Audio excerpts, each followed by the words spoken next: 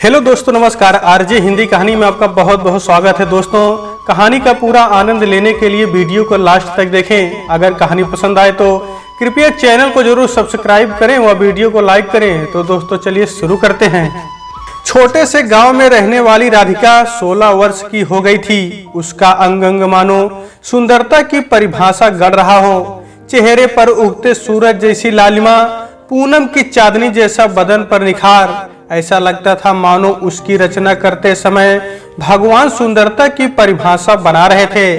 सुंदर मन, चंचलता से भरा हुआ तन, हिरनी के समान पूरे गांव में दौड़ती भागती राधिका की इस सुंदरता से उसकी मां अनुराधा बहुत डरती थी। कहीं मेरी बेटी को किसी की नजर ना लग जाए, इसलिए अभी तक भी हर रोज अपनी आंखों से उंगली में काजल लेकर उसे लगा दिया करती थी। इस तरह उनका काजल लगाना राधिका को भी बहुत पसंद था। उछलती कूदती राधिका गांव में सभी को बहुत पसंद थी। वो कभी 75 वर्ष की आशा काकी के घर जाकर उन्हें काम में मदद कर देती और कभी किसी वृद्ध को अस्पताल लेकर चली जाती। गांव के मुखिया रमाकांत की पत्नी सावित्री काकी भी उसे बहुत पसंद करती थी। रमाकांत जी हमेशा व्यस्त रहते थे क्योंकि गांव की सभी जवाबदारियों का बोझ उन्हीं के कंधों पर था। सावित्री काकी का इकलौता बेटा अजय शहर पढ़ने चला गया था। सावित्री काकी को भी राधिका का बड़ा सहारा था। कुछ भी खरीदारी करनी होती तो वह राधिका के साथ ही जाया करती थी। अजय और राधिका बचपन में साथ साथ खेला करते थे। उसके बाद अजय शहर चला गया। अजय के शहर जाने के बाद से उन्हें मिले हुए लंबा वक्त गुजर गया था। जब भी छुट्टियों में अजय घर आता, राधिका छुट्टियां मनाने अपनी नानी के घर चली जाती थी। उसकी नानी पास के ही गांव में रहती थी। अपने नाना के गुजर जाने के बाद राधिका नानी को अपने साथ गांव ले आई, इसलिए उसका इस वर्ष गांव जाना रुक गया। अजय उम्र में राधिका से 5 वर्ष बड़ा था। वह अपनी पढ़ाई पूरे करके पुलिस इंस्पेक्टर की ट्रेनिंग लेकर कुछ वक्त के लिए गांव आया था। उसे राधिका को देखे हुए 5 वर्ष बीत गए थे और राधिका अब 16 वर्ष की हो गई थी। आज सावित्री काकी को कुछ खरीदारी करने बाजार जाना था, इसलिए उन्होंने राधिका को बुला लिया। लाल लहंगे के ऊपर हल्के गुलाबी रंग की चोली और उस पर पतला सा लाल दुपट्टा राधिका के सौंदर्य में 4 चांद लगा रहा था। उसकी खूबसूरती भरे हुए गागर से छलकते हुए पानी की तरह छलक छलक कर मानो बह रही थी। सावित्री काकी नहाने के लिए चली गई। लगभग 10 साढ़े 10 का समय था। उसी वक्त राधिका ने आकर दरवाजा खटखटाया। अजय गहरी नींद में सो रहा था। दरवाजे पर दस्तक की आवाज सुनकर वह मिचमिचाती आंखों से दरवाजा खोलने गया। दरवाजा खोलते ही उसे राधिका दिखाई दी। उसे देखते ही जो आंखें अच्छी तरह खुल भी ना पाई थी, वही आंखें इस तरह खुल गई मानो वह सुबह की नींद का कब से त्याग कर चुकी हो। राधिका के काले घुंघराले बालों की लटें हवा के साथ बार बार उसके कपाल पर आ रही थी, जिन्हें वह बार बार हटाने की नाकाम कोशिश कर रही थी, पर वह लटें और हवा मान ही नहीं रहे थे। तभी उसने पूछा, सावित्री काकी कहाँ है? अपने होशो हवास खो चुका अजय एकटक उसे देखे ही जा रहा था। उसकी आंखें क्रियाशील थी। ऐसा लग रहा था कान सुन नहीं पा रहे हैं। सारी शक्ति आंखों ने ही अपने अंदर समेट ली है और कैमरे की तरह सामने खड़ी राधिका की तस्वीर को वह अपनी आंखों में कैद कर रही है। उसने चुटकी बजाते हुए फिर से पूछा, अरे सावित्री काकी कहाँ है? तब तक पीछे से आवाज आई, अरे अजय तू क्या कर रहा है? दरवाजे पर कब से दस्तक हो रही है, खोल ना दरवाजा और उसे अंदर आने दे। शक पकाकर अजय ने कहा, हाँ हाँ अंदर आओ, अम्मा नहा कर आ रही हैं। तभी अजय ने पूछा, तुम राधिका हो ना? हाँ मैं राधिका हूँ। और तुम अजय हो? अरे तुम मुझे पहचान गई? हाँ बिल्कुल। कैसे? क्यों, हवेली के हर कमरे में तो तुम्हारी बड़ी बड़ी तस्वीर लगी है, जो रोज ही आते जाते दिखाई देती है। फिर पहचानूंगी कैसे नहीं?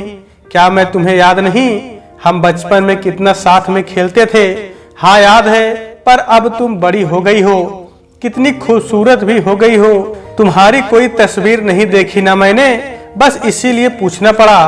अजय ने शहर में एक से एक मॉडर्न, एक से एक खूबसूरत लड़कियां देखी थी, उनसे मिला भी था और उसकी कई दोस्त भी थी, किंतु ऐसा भोलापन, ऐसा अल्हड़पन, मासूमियत लिए हुए ऐसी सुंदरता उसे वहां देखने को नहीं मिली थी। ऐसी सुंदरता जिसमें कहीं मेकअप का नामो निशान तक नहीं था। 24 घंटे उतनी ही एक जैसी खूबसूरती। अजय आज राधिका को अपना दिल दे बैठा। इतने में सावित्री काकी भी वहां आ गई। राधिका की तरफ इशारा करते हुए उन्होंने कहा, अरे अजय, पहचाना इसे? कौन है? हाँ अम्मा, पहचान तो गया, पर थोड़ी देर लगी। कितनी बड़ी और कितनी खूबसूरत हो गई है। ए अजय, नजर मत लगा मेरी बच्ची को। राधिका की चंचलता देखकर अजय हैरान था।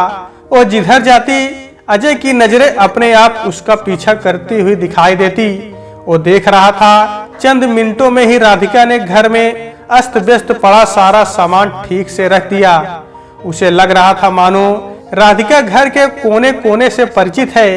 इतने में राधिका की आवाज उसके कानों में आई, काकी, अजय को हलवा बहुत पसंद था ना, बना दूं? तुम्हें अभी तक याद है? अजय ने पूछा।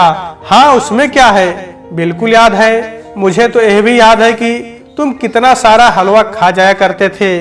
तभी पीछे से काकी की आवाज आई, हाँ हाँ, बना दे बेटा, नेकी और पूछ पूछ। अजय ने हलवा मुंह में रखते ही कहा, वाह राधिका, यह तो लाजवाब है। जैसा अम्मा बनाती है तुम भी खाओ राधिका। नहीं, मेरा नाश्ता तो सुबह ही हो जाता है। मैं तुम्हारी तरह इतनी देर तक नहीं सोती। मैं भी रोज इतनी देर तक नहीं सोता हूँ। कल रात अम्मा बाबूजी से बात करते करते बहुत रात हो गई थी, इसलिए आज उठने में देर हो गई। स्वामी जी कहते हैं सुबह जल्दी उठ जाना चाहिए। स्वामी जी? कौन स्वामी जी? चलो चलो राधिका, देर हो रही है। काकी ने आवाज दी। हाँ चलो काकी, कहते हुए राधिका सीधे बाहर की तरफ चली गई और वह बात अधूरी रह गई। उसके जाने के बाद भी अजय की आंखों में उसी की तस्वीर दिखाई दे रही थी। अब वो उनके लौटने का इंतजार बड़ी ही बेसब्री से कर रहा था। लगभग 2.5 घंटे बाद वे दोनों वापस आए। घर पर सावित्री काकी को छोड़कर राधिका ने कहा, काकी, अब मैं जाती हूँ। तभी अजय ने कहा, अरे खाना खाकर जाना राधिका। नहीं, माँ इंतजार कर रही होगी। इतने में सावित्री काकी की आवाज आई, ठीक है राधिका, कल एक बार वापस बाजार जाना है, तुम आ जाना। काकी, कल तो स्वामी जी का दरबार है, मुझे वहां जाना होगा। अब परसों चलेंगे, कल मत जाओ ना राधिका। नहीं काकी, कल प्रवचन के बाद भजन कीर्तन भी है, और क्या पता आशीर्वाद देने के लिए स्वामी जी मुझे ही बुला ले। राधिका की बातें सुनकर अजय का माथा ठनका। उसके जाते ही उसने पूछा, अम्मा क्या है यह सब? कौन है यह स्वामी और कैसा आशीर्वाद? ये क्या कह रही थी राधिका? अजय, यह लोग स्वामी के बहुत बड़े भक्त हैं, इन्हें बड़ी आस्था है उस पर, भगवान समझते हैं उस पाखंडी को। मुझे वो इंसान बिल्कुल पसंद नहीं, परंतु ये लोग हर 15 दिन में उसके दरबार में जाकर बैठते हैं प्रवचन सुनने। मुझे तो लगता है उस स्वामी की नीयत ठीक नहीं है, परंतु इन लोगों को इतनी अंधश्रद्धा है कि चाहे कितना भी समझाओ, यह लोग समझने को तैयार ही नहीं। यदि वो किसी को पास बुलाकर सर पर हाथ भी रख दे तो इन लोगों को लगता है कि साक्षात भगवान ने उन्हें आशीर्वाद दे दिया। किसी के साथ यदि कुछ गलत भी हो जाता है तो कुछ तो उसे सच में आशीर्वाद समझ लेते हैं, और कुछ हकीकत को समझने के बाद बदनामी के डर से चुप रह जाते हैं। अम्मा, क्या आपको पूरा यकीन है कि ये आदमी ठीक नहीं? अजय, कोई सबूत तो नहीं है, लेकिन वो हमेशा लड़कियों को ही आशीर्वाद देने के लिए बुलाता है, इसलिए मन में शक होता है। तब तो अम्मा, हमें राधिका को बचाना होगा। अजय के मुंह से यह अनायास ही निकल गया। अजय, ओह मेरी हर बात मानती है, लेकिन स्वामी के विरुद्ध एक शब्द भी नहीं सुन पाती। ओह कहती है, काकी, आप उन्हें नहीं मानती, नहीं विश्वास करती, लेकिन हमारे लिए तो ओह भगवान है। क्या करूं, जबरदस्ती तो नहीं कर सकती ना मैं। अम्मा, राधिका कितनी सुंदर है, आपको नहीं लगता कि वो खतरे में है? ओ स्वामी यदि गलत नियत रखता है तो उसकी नजर राधिका पर जरूर पड़ी होगी। आपकी बातें सुनने के बाद तो मुझे उस स्वामी के आशीर्वाद में हवस की बू आ रही है। हाँ, तुम ठीक कह रहे हो अजय। राधिका के पिता उस स्वामी के बहुत खास भक्त हैं। शायद इसीलिए अब तक राधिका को उस स्वामी ने हाथ नहीं। बीच में ही बात काटते हुए अजय ने कहा, नहीं अम्मा, ऐसे लोगों का कोई भरोसा नहीं। वे किसी को भी अपना नहीं समझते। उन्हें केवल अपना काम होने से ही मतलब होता है। अजय बेटा, तुम तो पुलिस इंस्पेक्टर बन गए हो ना, तुम ही कोशिश करके देख लो। मैं तो कोशिश करके थक गई, लेकिन उनकी आस्था के बंधे हुए तारों को हिला तक नहीं पाई। तोड़ने की तो बात ही जाने दो। राधिका के लिए मुझे भी डर लगता है, चिंता भी लगी रहती है। ओह, तन की जितनी सुंदर है, मन की भी उतनी ही सुंदर और पवित्र है, अल्हड़ भी है। उसे दुनियादारी की अभी उतनी समझ नहीं है जितनी होनी चाहिए। मैं भी कई बार उसके साथ स्वामी के दरबार में गई हूँ, ताकि कहीं से कोई सुराग, कोई सबूत मिल जाए। लेकिन बहुत शातिर दिमाग है उस स्वामी का, कभी कोई सबूत नहीं छोड़ता, कोई गलती नहीं करता। लड़कियों को क्या पाठ पढ़ाता है कि वो भी अपनी जुबान कभी नहीं खोलती। राधिका पर अपना दिलो जान लुटा चुका अजय चिंतातुर हो रहा था और रात भर सो भी नहीं पाया। दूसरे दिन सुबह उठते ही अजय राधिका के घर पहुंच गया। दरवाजे पर दस्तक की आवाज सुनकर राधिका की मां अनुराधा दरवाजा खोलने आई। अपने सामने अजय को देखकर उन्हें अपनी आंखों पर विश्वास ही नहीं हुआ। अरे अजय बाबू, आप यहाँ? अजय ने तुरंत ही झुककर अनुराधा के पांव छुए। ये क्या कर रहे हो बेटा? क्यों अम्मा, क्या मैं आपके पांव नहीं छू सकता? ऐसी कोई बात नहीं है। आओ आओ बेटा, बैठो। अनुराधा पानी लेने अंदर गई। तब अजय की आंखें गोल गोल इधर से उधर घूम घूम कर राधिका को ढूंढ रही थी। तभी अंदर से आवाज आई, राधिका बेटा उठ जा, देख तो बाहर कौन आया है। सोने दो ना अम्मा। अरे बाहर देख, अजय बाबू आए हैं। क्या? ओ भला अपने घर क्यों आएंगे? बाहर आकर तो देख। राधिका नींद से उठकर सीधे चली आई। घुंघराले काले घने बालों से झांकता हुआ चांद सा मुखड़ा देखकर अजय बिना कुछ बोले मानो अपनी जगह पर स्थिर हो गया। राधिका ने पूछा, अजय सुबह सुबह कैसे आना हो गया? अनुराधा ने राधिका को टोकते हुए कहा, अरे सीधा नाम क्यों ले रही है? अरे अम्मा, बचपन में भी तो ऐसे ही बुलाती थी। अजय होश में आया और उसने कहा, क्यों राधिका, मैं नहीं आ सकता क्या तुम्हारे घर? नहीं नहीं, पहली बार आए हो इसलिए मैंने पूछा। काकी ठीक तो है ना? हाँ हाँ ठीक है, मैं तुम्हें लेने आया हूँ। क्यों, कहाँ जाना है? आज अम्मा के साथ तुम्हें बाजार जाना है ना? नहीं अजय, मैं आज तो बिल्कुल नहीं आ सकती। आज स्वामी जी का दरबार है, अगले हफ्ते चली जाना राधिका। नहीं, यदि उन्होंने मुझे बुलाया तो मेरी किस्मत चमक जाएगी। राधिका, क्या वह भगवान है जो तुम्हारी किस्मत चमका देगा? बिल्कुल भगवान ही तो है। तुम भी चलो, हो सकता है तुम्हें भी वो आशीर्वाद के लिए बुला ले। क्यों, क्या वह लड़कों को भी आशीर्वाद देने के लिए बुलाता है? राधिका सोच में पड़ गई। कुछ देर सोचने के बाद उसने कहा, नहीं, वो केवल लड़कियों को ही आशीर्वाद देते हैं। ऐसा क्यों है राधिका? उसके लिए तो लड़के लड़की दोनों एक बराबर होना चाहिए। फिर वो लड़कों पर अपनी कृपा दृष्टि क्यों नहीं बरसाता? क्या तुम स्वामी जी पर शक कर रहे हो? हाँ बिल्कुल, तुम्हें इस तरह अंधश्रद्धा नहीं रखनी चाहिए। इतने में अनुराधा चाय के साथ गर्मा गर्म पकौड़े लेकर आ गई।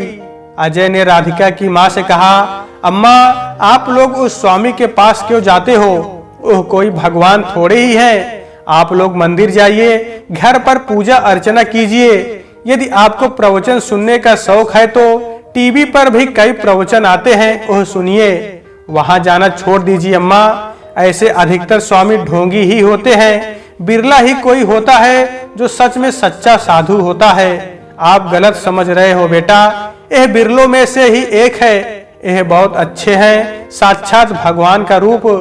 यदि बहुत अच्छे हैं तो सिर्फ लड़कियों को बुलाकर ही क्यों आशीर्वाद देते हैं अम्मा? आज तक पूरे गांव में कभी किसी ने भी उन पर उंगली नहीं उठाई है और तुम बिना वजह ही उन पर शक कर रहे हो बेटा। अजय अपने मन की जो बात कहने आया था वो कह ना पाया, न घर पर अपनी अम्मा से और न ही यहाँ राधिका की अम्मा से। दुखी मन से अजय उठकर खड़ा हो गया और अपने घर की तरफ जाने लगा। राधिका की रक्षा करने का उसके पास अब एक ही उपाय था कि वह भी राधिका से छिपकर उसके पीछे दरबार चला जाए, वहां का मुआयना भी कर ले कि आखिर वहां स्वामी के कितने साथी हैं और उसे कितनी तैयारी के साथ वहां जाना पड़ेगा।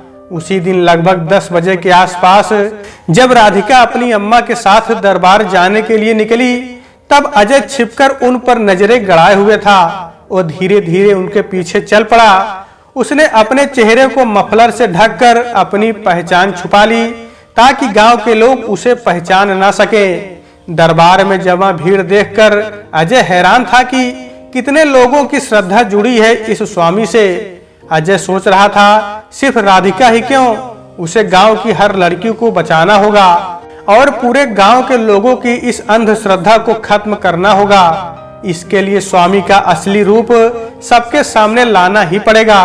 स्वामी के दरबार का मुआयना करने के बाद अजय को लगा कि इस काम के लिए उसे अपने साथ काम करने वाले कुछ और साथियों की जरूरत होगी। उसने अपने दोस्त इंस्पेक्टर दीपक को यह सारी बातें बताई, जो कि इस समय इसी गांव में ड्यूटी पर था।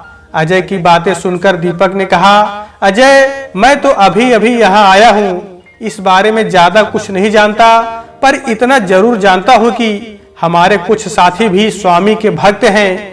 हम दूसरी जगह से कुछ इंस्पेक्टर और सिपाही बुला लेंगे, लेकिन उसके लिए किसी बड़े आदमी की सिफारिश की जरूरत पड़ेगी जिसकी पहुंच ऊपर तक हो। अरे हाँ, अंकल जी है ना? हाँ दीपक, मैं आज ही बाबूजी से बात करता हूँ, उनके संबंधों के तार ऊपर तक जुड़े हुए हैं। हमें आज के बाद किसी भी लड़की को उस पाखंडी के चंगुल में नहीं फंसने देना है।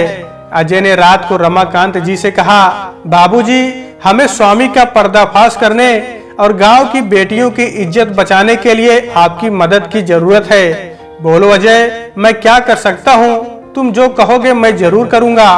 बाबूजी, हमें बाहर से कुछ पुलिस के आदमी चाहिए, क्योंकि यहाँ तो ज्यादा कर्मचारी हैं भी नहीं, और जो हैं वह भी स्वामी के भक्त हैं। वो उसके विरुद्ध मन लगाकर काम नहीं करेंगे।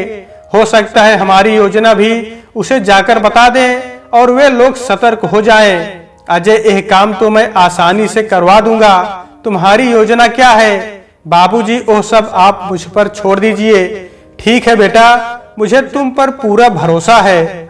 तुमने यदि इस काम को पूरा करने का बीड़ा उठाया है तो तुम जरूर कर लोगे। उसके बाद रमाकांत जी ने अपनी पहचान के कुछ उच्च अधिकारियों से मिलकर इस बारे में बात की और उनकी मदद से कुछ पुलिस कर्मचारियों को गांव में मदद के लिए बुला लिया।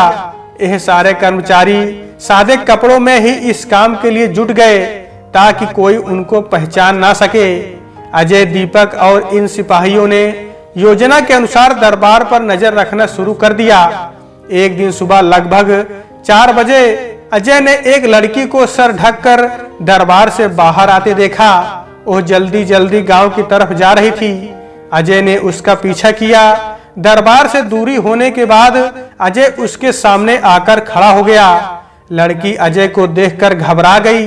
अजय ने पूछा, तुम इतने सुबह दरबार से वापस आ रही हो, इस तरह क्यों गई थी वहां, और इतने अंधेरे में छिपकर चोर की तरह वापस क्यों जा रही हो? लड़की की आंखों में आंसू थे, बाल अस्त व्यस्त थे। अजय ने कहा, देखो, तुम शायद मुझे नहीं पहचानती, मैं आपको जानती हूँ। आप मुखिया जी के बेटे अजय हैं। सुनो, मैं तुम्हारी और गांव की सभी लड़कियों की मदद करना चाहता हूँ, लेकिन इस काम के लिए पहले मुझे तुम्हारी मदद की जरूरत पड़ेगी। तुम यदि सच बता दो कि वहां तुम्हारे साथ क्या क्या हुआ, तो मैं आगे की कार्यवाही कर सकता हूँ। उसने कहा, आप क्या कर रहे हैं? मैं तो सेवा के लिए गई थी। सेवा? कैसी सेवा? नहीं, मैं तो पूजा के लिए गई थी। इतनी रात में कौन सी पूजा होती है?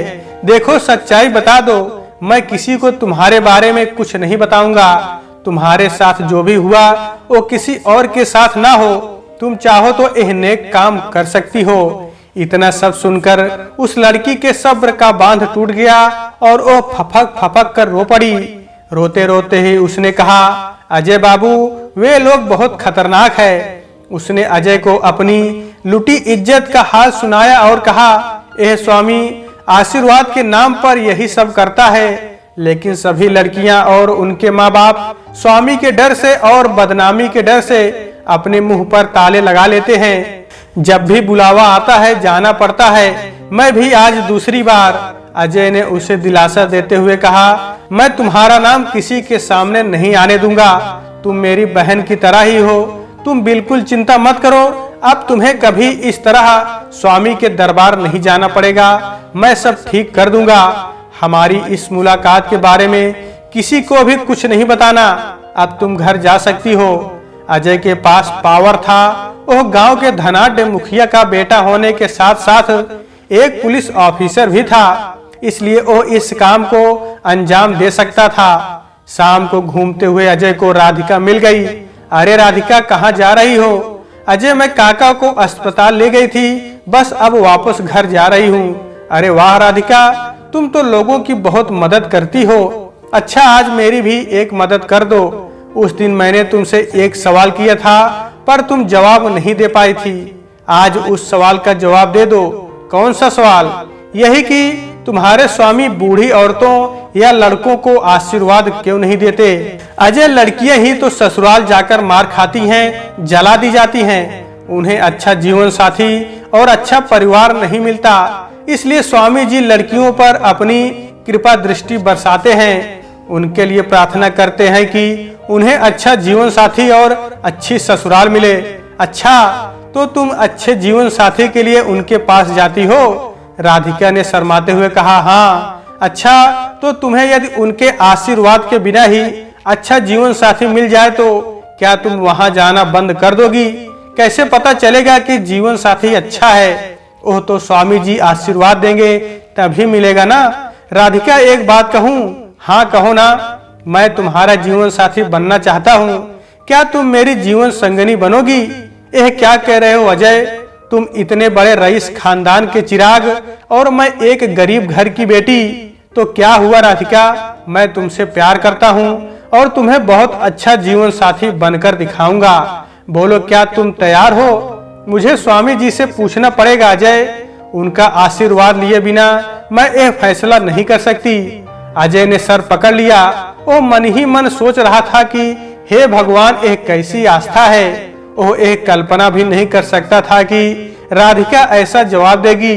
अच्छा ठीक है राधिका, आज जरा जल्दी में हूँ, कहकर वो घर की तरफ निकल पड़ा। इधर राधिका मन ही मन फूली नहीं समा रही थी। इतना अच्छा, इतना पढ़ा लिखा जीवन साथी, इतना बड़ा कुल और हाँ इतनी प्यारी सावित्री काकी। अगले ही पल वह चिंतित हो गई। किंतु स्वामी जी, क्या वह उसे हाँ कहेंगे? क्या उसे आशीर्वाद देंगे? हे भगवान, अजय मुझसे प्यार करता है, वह तो एक कभी सपने में भी नहीं सोच सकती थी। काश स्वामी जी मुझे इसके लिए अपना आशीर्वाद दे दें। उधर घर वापस जाते समय अजय को इंस्पेक्टर सुधा की याद आई, जो उसके साथ ट्रेनिंग में थी और बहुत ही साहसी लड़की थी। अजय की उससे अच्छी दोस्ती थी। उसी दिन शाम को उसने सुधा को फोन किया। हेलो सुधा, कैसी हो तुम? हाय अजय, मुझे कैसे याद किया? अरे वाह सुधा, तुम तो बिना नाम पूछे ही मुझे पहचान गई। अच्छा सुधा, मैंने तुम्हें एक खास वजह से फोन किया है। मुझे तुम्हारी मदद की जरूरत है। मेरी मदद? हाँ सुधा, क्या तुम मेरे गांव आ सकती हो? लेकिन बात क्या है अजय? ओह, मैं तुम्हें यहाँ आने के बाद ही बताऊंगा। ठीक है अजय, मैं कल ही आती हूँ। थैंक यू सुधा। दूसरे दिन सुधा गांव आ गई। अजय ने उससे मिलने के बाद उसे स्वामी के विषय में पूरी जानकारी दी और पूछा, सुधा, काम खतरनाक है, लेकिन हम तुम्हें कुछ नहीं होने देंगे। क्या तुम इस काम में मेरी मदद करोगी? सुधा ने तुरंत ही कहा, अजय, इस नेक काम को करने के लिए मैं तैयार हूँ। नारी की इज्जत पर हाथ डालने वाले ऐसे पाखंडी और ढोंगी स्वामी को कड़ी से कड़ी सजा मिलनी ही चाहिए। फैशनेबल, खूबसूरत, बहुत ही मॉडर्न सुधा आज स्वामी के दरबार में गई। वह सबसे आगे उस जगह पर बैठी जहां से स्वामी उसे आसानी से देख पाए। हुआ भी वही। स्वामी की नजरें शहर की गोरी को देखकर उस पर टिक गई। पूरे गांव की लड़कियों से एकदम अलग सुधा को देखते ही स्वामी की लार टपकने लगी। तभी सुधा ने खड़े होकर कहा, स्वामी जी, मैं बहुत दूर से आई हूँ। आपका बहुत नाम सुना है। मुझे भी आपका आशीर्वाद चाहिए। स्वामी ने खुश होते हुए कहा, स्टेज पर आ जाओ बेटी। सुधा स्टेज पर गई और जाकर स्वामी के पांव छुए। स्वामी के मन में लड्डू फूट रहे थे। उसने कहा, बेटी मैं तुम्हारे सारे दुख दर्द खत्म कर दूंगा। मैं पूजा का मुहूर्त निकालकर तुम्हें सूचित करवा दूंगा, तब तुम आ जाना। जी स्वामी जी। बेटी पूजा के लिए तुम्हें अकेले ही आना होगा, पूजा लंबी चलेगी। नाम क्या है तुम्हारा? जी मेरा नाम सुधा है। तुम यहाँ किसके घर पर रुकी हो? बगल वाले काका के घर पर। वो तो आपके बहुत बड़े भक्त हैं, उन्होंने ही मुझे आपका नाम बताया है। उनकी बेटी राधिका मेरी बहुत अच्छी दोस्त है। अच्छा ठीक है। काका को जानकर स्वामी जी बेफिक्र हो गए। अजय ने सच में भी राधिका को कहकर सुधा को उनके घर पर ही रुकवा दिया था, ताकि स्वामी को किसी तरह का भी शक न हो। राधिका और सुधा रात को एक ही कमरे में सोई थी। सुधा ने राधिका से पूछा, कल मैं स्वामी जी के पास आशीर्वाद लेने जाने वाली हूँ, कैसे हैं वो? बहुत अच्छे हैं, देखना वो तुम्हारा हर दुख दूर कर देंगे। अच्छा, तुमने गांव की लड़कियों से पूछा कि उनके दुख दूर हो गए क्या, जिन्हें उन्होंने आशीर्वाद दिया था? हाँ हो गए होंगे, पर मेरी किसी से बात नहीं हुई। अच्छा, मैं तुम्हें बताऊंगी मेरा अनुभव, ठीक है? हाँ। भोली भाली राधिका यह नहीं जानती थी कि स्वामी तो कब से उस पर नजर गड़ाकर बैठा है। वो तो केवल उसके पिता, जो कि स्वामी के खास भक्त हैं, उन्हीं के कारण बची हुई है। उसके पापा भी स्वामी की इस दरिंदगी के बारे में कहाँ जानते थे। दूसरे दिन सुधा को रात 8 बजे का मुहूर्त बताकर दरबार में बुलाया गया।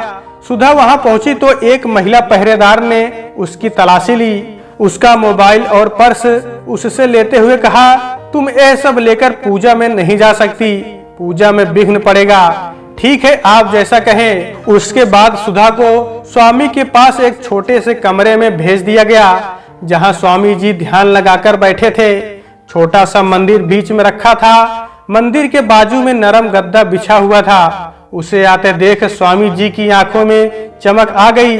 आ जाओ बेटी, यहाँ बैठो मेरे पास। ये लो हाथों में फूल और अपनी आंखें बंद करके मैं जो बोलूं उसी मंत्र का उच्चारण करो। ठीक है स्वामी जी।